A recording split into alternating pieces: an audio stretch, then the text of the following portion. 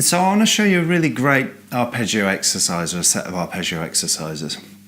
And it's great for a number of reasons. Firstly, it breaks you out of that tyranny of just playing arpeggios up and down across the strings all the time. And it naturally splits up into clusters or groups of notes. So anything that does that immediately lends itself to being able to turn into lines, into musical lines that you can actually use in your own improvisations as well. So it's really good for that. So that means these exercises are good for all guitarists.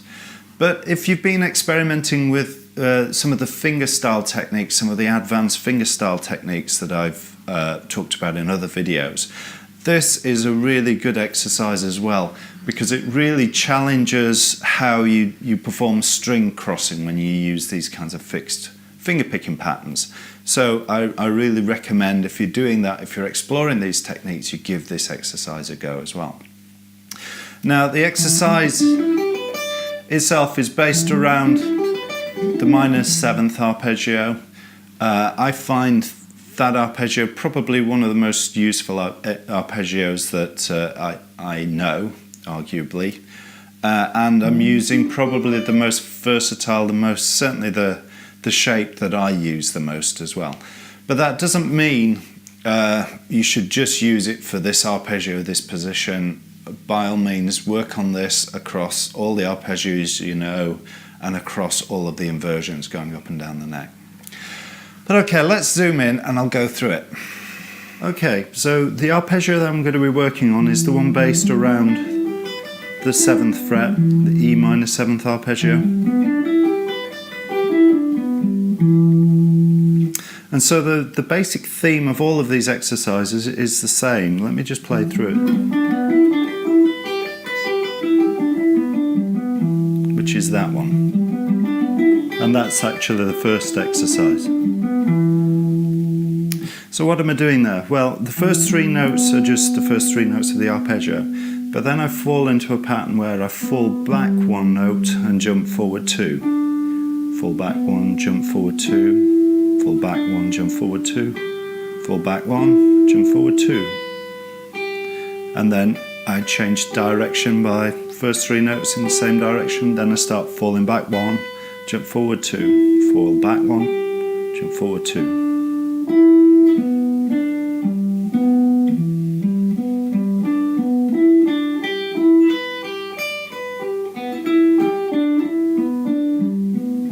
Hopefully you can see that.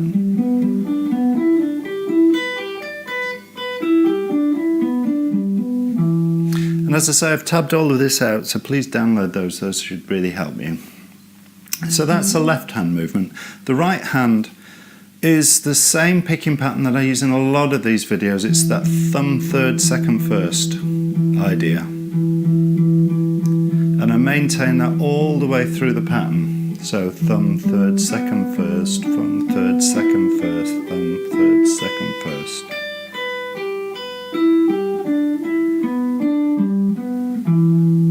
All the way across. But as you can see, by the nature of the shape and the nature of the line that I'm playing, the strings, I'm doing some really quite awkward string crossing in this by using this picking pattern, and that's exactly what I'm trying to do. I'm trying to develop my right hand finger independence, so it doesn't matter which finger and which string I'm playing, I maintain that picking pattern all the way through. Okay, so that's the first exercise. And the next two are really based on this theme, they're sort of variations. So the first one is just taking four notes and looping them.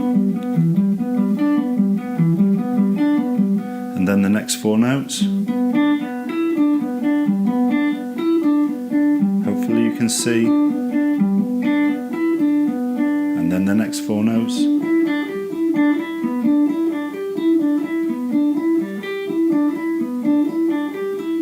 And the next four. All the way across and then coming back.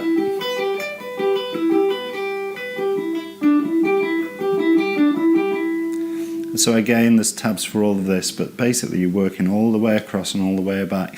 And again, because of the nature of the arpeggio and the nature of the way the strings are being crossed, this really starts to create a good set of exercises, a good set of right hand exercises.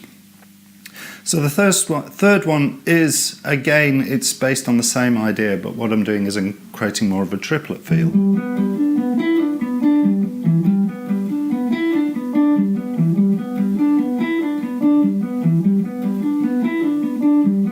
But you can see, same picking pattern again, thumb, third, second, first, thumb, third, second, first, thumb, third, second, first.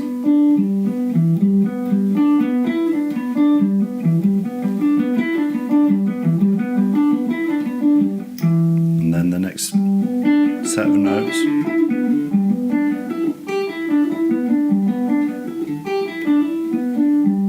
And then again, you're working all the way across and all the way back.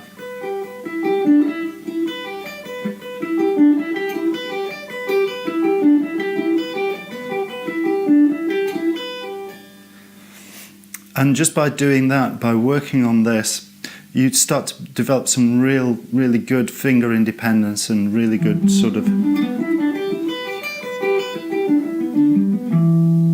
fluidity across any kind of pattern that crosses the strings in any kind of way. And that's really the goal of an exercise like this.